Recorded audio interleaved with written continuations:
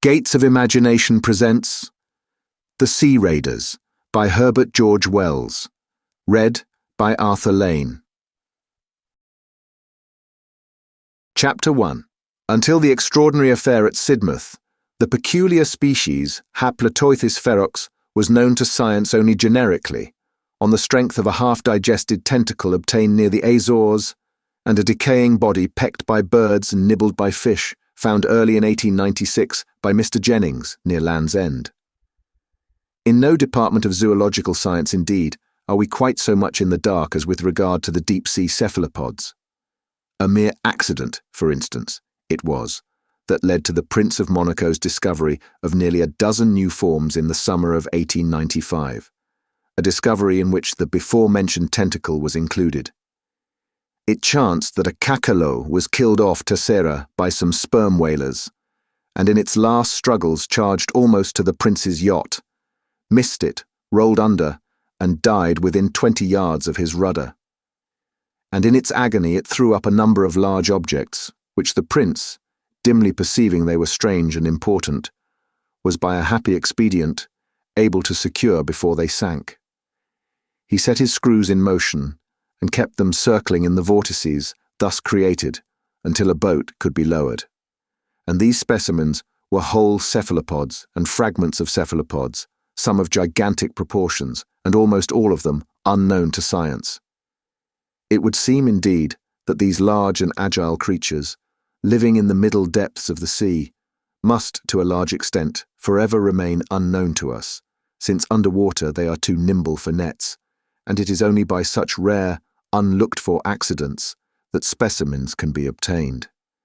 In the case of Haploteuthis ferox, for instance, we are still altogether ignorant of its habitat, as ignorant as we are of the breeding ground of the herring or the seaways of the salmon, and zoologists are altogether at a loss to account for its sudden appearance on our coast. Possibly it was the stress of a hunger migration that drove it hither out of the deep, but it will be, perhaps, better to avoid necessarily inconclusive discussion, and to proceed at once with our narrative. The first human being to set eyes upon a living Haploteuthis, the first human being to survive, that is, for there can be little doubt now that the wave of bathing fatalities and boating accidents that travelled along the coast of Cornwall and Devon in early May was due to this cause, was a retired tea dealer of the name of Fison, who was stopping at a Sidmouth boarding house. It was in the afternoon, and he was walking along the cliff path between Sidmouth and Ladram Bay. The cliffs in this direction are very high, but down the red face of them in one place a kind of ladder staircase has been made. He was near this when his attention was attracted by what at first he thought to be a cluster of birds struggling over a fragment of food that caught the sunlight and glistened pinkish white. The tide was right out, and this object was not only far below him, but remote across a broad waste of rock reefs, covered with dark seaweed and interspersed with silvery shining tidal pools. And he was, moreover, dazzled by the brightness of the further water. In a minute, regarding this again, he perceived that his judgment was in fault, for over this struggle circled a number of birds, jackdaws and gulls for the most part, the latter gleaming blindingly when the sunlight smote their wings, and they seemed minute in comparison with it, and his curiosity was, perhaps, aroused all the more strongly because of his first insufficient explanations. As he had nothing better to do than amuse himself, he decided to make this object, whatever it was, the goal of his afternoon walk, instead of Ladram Bay, conceiving it might perhaps be a great fish of some sort, stranded by some chance, and flapping about in its distress. And so he hurried down the long, steep ladder, stopping at intervals of 30 feet or so to take breath and scan the mysterious movement. At the foot of the cliff he was, of course, nearer his object than he had been, but on the other hand it now came up against the incandescent sky, beneath the sun, so as to seem dark and indistinct. Whatever was pinkish of it was now hidden by a skerry of weedy boulders. But he perceived that it was made up of 7 rounded bodies distinct or connected, and that the birds kept up a constant croaking and screaming, but seemed afraid to approach it too closely. Mr. Fison, torn by curiosity, began picking his way across the wave-worn rocks, and finding the wet seaweed that covered them thickly rendered them extremely slippery. He stopped, removed his shoes and socks, and rolled his trousers above his knees. His object was, of course, merely to avoid stumbling into the rocky pools about him. And perhaps he was rather glad, as all men are, of an excuse to resume, even for a moment, the sensations of his boyhood. At any rate, it is to this no doubt that he owes his life. He approached his mark with all the assurance which the absolute security of this country against all forms of animal life gives its inhabitants. The round bodies moved to and fro, but it was only when he surmounted the skerry of boulders I have mentioned that he realized the horrible nature of the discovery. It came upon him with some suddenness. The rounded bodies fell apart as he came into sight over the ridge, and displayed the pinkish object to be the partially devoured body of a human being, but whether of a man or woman, he was unable to say.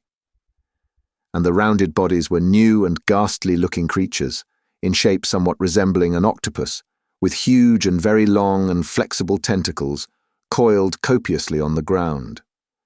The skin had a glistening texture, unpleasant to see, like shiny leather. The downward bend of the tentacle-surrounded mouth, the curious excrescence at the bend, the tentacles, and the large intelligent eyes gave the creatures a grotesque suggestion of a face. They were the size of a fair-sized swine about the body, and the tentacles seemed to him to be many feet in length. There were, he thinks, 7 or 8 at least of the creatures. 20 yards beyond them, amid the surf of the now returning tide, 2 others were emerging from the sea. Their bodies lay flatly on the rocks, and their eyes regarded him with evil interest. But it does not appear that Mr. Fison was afraid, or that he realized that he was in any danger. Possibly his confidence is to be ascribed to the limpness of their attitudes. But he was horrified, of course, and intensely excited and indignant at such revolting creatures preying upon human flesh. He thought they had chanced upon a drowned body. He shouted to them, with the idea of driving them off, and finding they did not budge, cast about him, picked up a big rounded lump of rock, and flung it at one. And then, slowly uncoiling their tentacles, they all began moving towards him, creeping at first deliberately, and making a soft, purring sound to each other. In a moment Mr. Fison realized that he was in danger. He shouted again, threw both his boots, and started off with a leap forthwith. 20 yards off he stopped and faced about, judging them slow. And behold, the tentacles of their leader were already poring over the rocky ridge on which he had just been standing.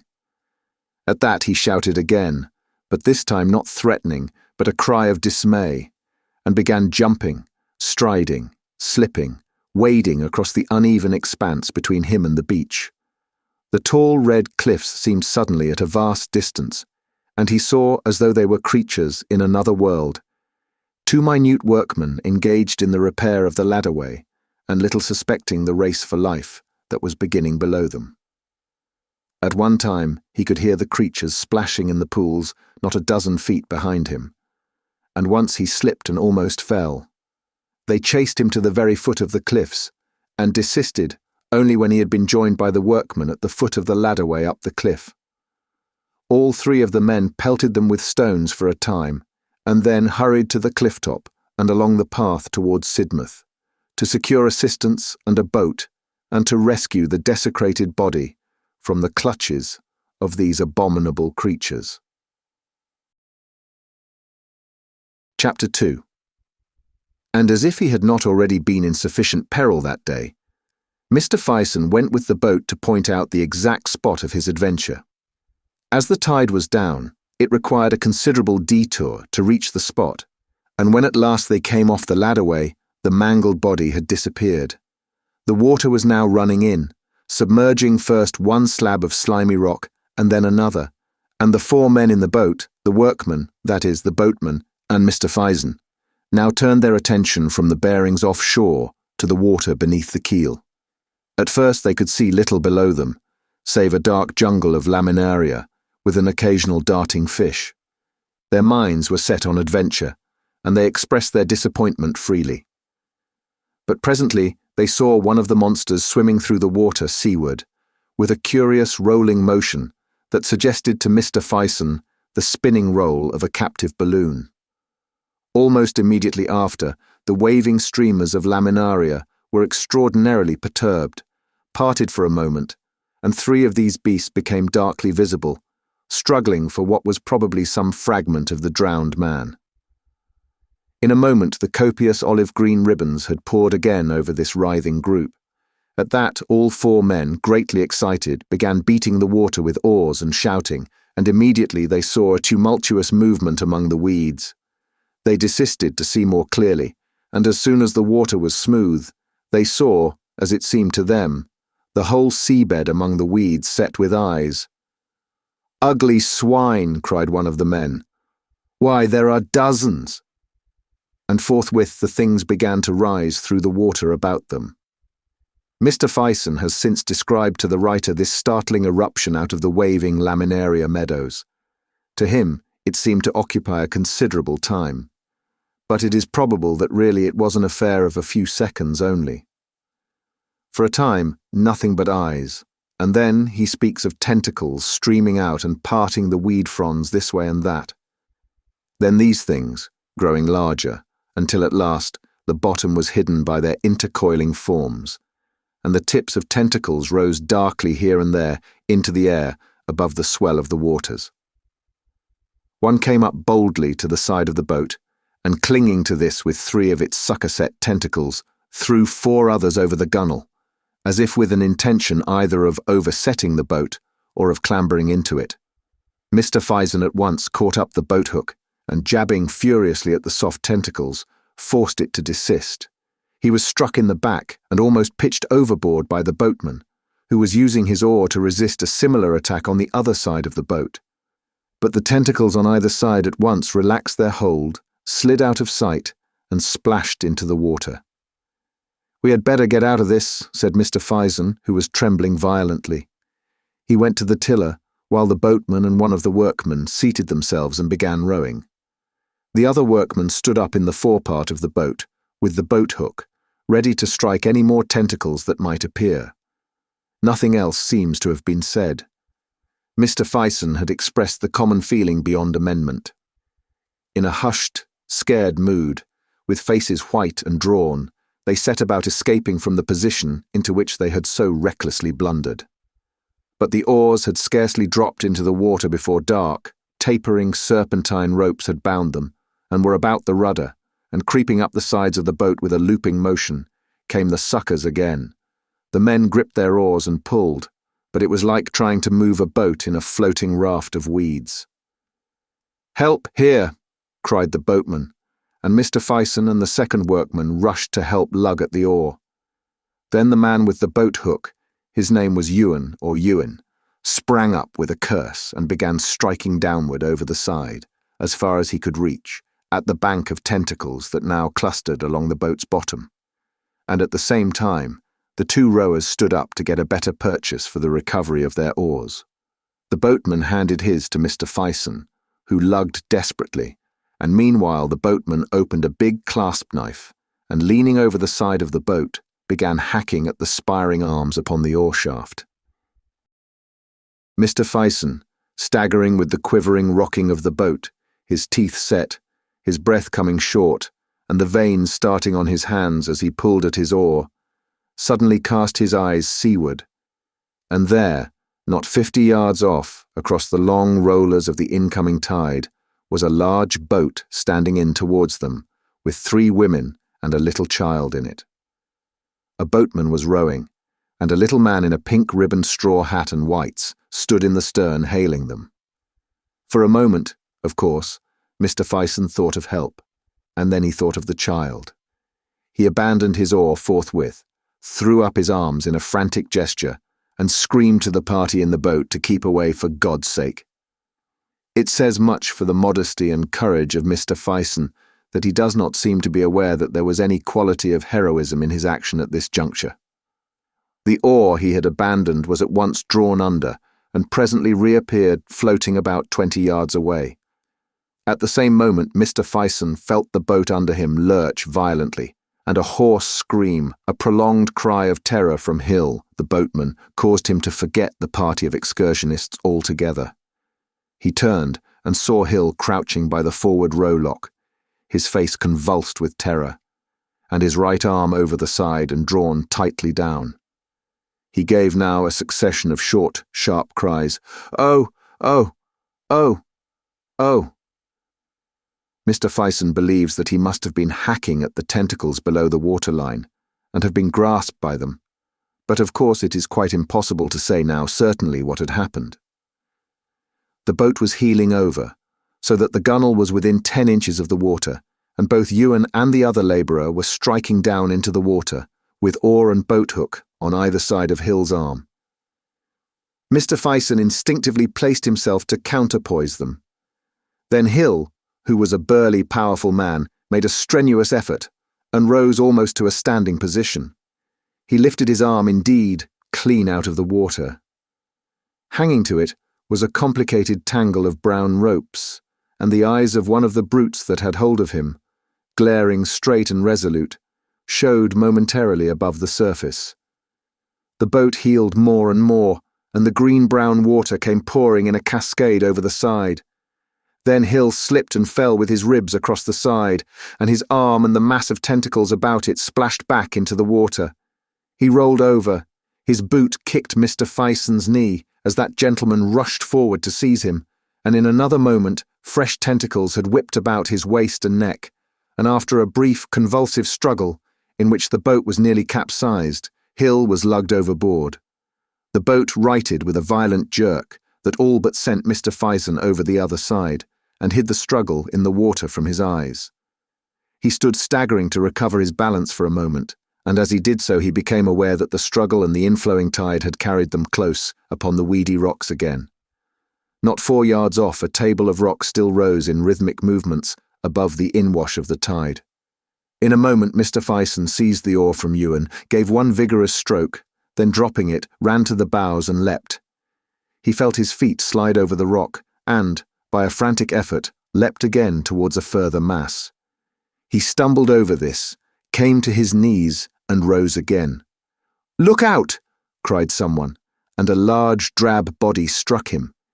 He was knocked flat into a tidal pool by one of the workmen, and as he went down he heard smothered, choking cries that he believed at the time came from Hill. Then he found himself marvelling at the shrillness and variety of Hill's voice. Someone jumped over him, and a curving rush of foamy water poured over him and passed. He scrambled to his feet, dripping, and without looking seaward, ran as fast as his terror would let him shoreward. Before him, over the flat space of scattered rocks, stumbled the 2 workmen, one a dozen yards in front of the other. He looked over his shoulder at last, and seeing that he was not pursued, faced about. He was astonished. From the moment of the rising of the cephalopods out of the water, he had been acting too swiftly to fully comprehend his actions. Now it seemed to him as if he had suddenly jumped out of an evil dream. For there were the sky, cloudless and blazing with the afternoon sun, the sea weltering under its pitiless brightness, the soft creamy foam of the breaking water, and the low, long, dark ridges of rock. The righted boat floated, rising and falling gently on the swell about a dozen yards from shore. Hill and the monsters, all the stress and tumult of that fierce fight for life, had vanished as though they had never been. Mr. Fison's heart was beating violently. He was throbbing to the fingertips, and his breath came deep. There was something missing. For some seconds he could not think clearly enough what this might be. Sun, sky, sea, rocks. What was it? Then he remembered the boatload of excursionists. It had vanished. He wondered whether he had imagined it. He turned and saw the 2 workmen standing side by side under the projecting masses of the tall pink cliffs. He hesitated whether he should make one last attempt to save the man Hill. His physical excitement seemed to desert him suddenly and leave him aimless and helpless. He turned shoreward, stumbling and wading towards his two companions. He looked back again, and there were now two boats floating, and the one farthest out at sea pitched clumsily, bottom upward. Chapter 3. So it was Haploteuthis ferox made its appearance upon the Devonshire coast. So far this has been its most serious aggression. Mr. Fison's account, taken together with the wave of boating and bathing casualties to which I have already alluded, and the absence of fish from the Cornish coast that year, points clearly to a shoal of these voracious deep-sea monsters prowling slowly along the subtidal coastline. Hunger migration has, I know, been suggested as the force that drove them hither, but for my own part, I prefer to believe the alternative theory of Hemsley. Hemsley holds that a pack or shoal of these creatures may have become enamoured of human flesh by the accident of a foundered ship sinking among them, and have wandered in search of it out of their accustomed zone, first waylaying and following ships, and so coming to our shores in the wake of the Atlantic traffic. But to discuss Hemsley's cogent and admirably stated arguments would be out of place here. It would seem that the appetites of the shoal were satisfied by the catch of 11 people, for so far as can be ascertained, there were 10 people in the second boat, and certainly these creatures gave no further signs of their presence off Sidmouth that day. The coast between Seaton and Budleigh Salterton was patrolled all that evening and night by 4 preventive service boats, the men in which were armed with harpoons and cutlasses, and as the evening advanced, a number of more or less similarly equipped expeditions, organised by private individuals, joined them. Mr. Fison took no part in any of these expeditions. About midnight, excited hails were heard from a boat about a couple of miles out at sea to the southeast of Sidmouth, and a lantern was seen waving in a strange manner to and fro and up and down. The nearer boats at once hurried towards the alarm. The venturesome occupants of the boat, a seaman, a curate, and 2 schoolboys, had actually seen the monsters passing under their boat. The creatures, it seems, like most deep-sea organisms, were phosphorescent, and they had been floating, 5 fathoms deep or so, like creatures of moonshine through the blackness of the water, their tentacles retracted and as if asleep, rolling over and over and moving slowly in a wedge-like formation towards the southeast. These people told their story in gesticulated fragments, as first one boat drew alongside and then another. At last there was a little fleet of 8 or 9 boats collected together, and from them a tumult, like the chatter of a marketplace, rose into the stillness of the night. There was little or no disposition to pursue the shoal. The people had neither weapons nor experience for such a dubious chase, and presently, even with a certain relief, it may be, the boats turned shoreward. And now to tell what is perhaps the most astonishing fact in this whole astonishing raid. We have not the slightest knowledge of the subsequent movements of the shoal, although the whole southwest coast was now alert for it. But it may perhaps be significant that a cachalot was stranded off Sark on June 3rd.